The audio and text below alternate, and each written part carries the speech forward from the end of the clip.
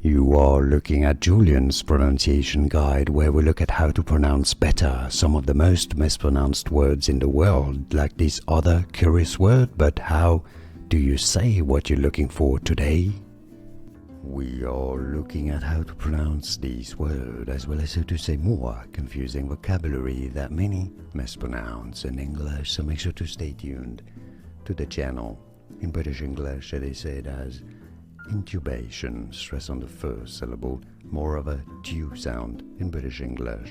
Intubation in American English, intubation, more of a tu sound, intubation, intubation, or intubation.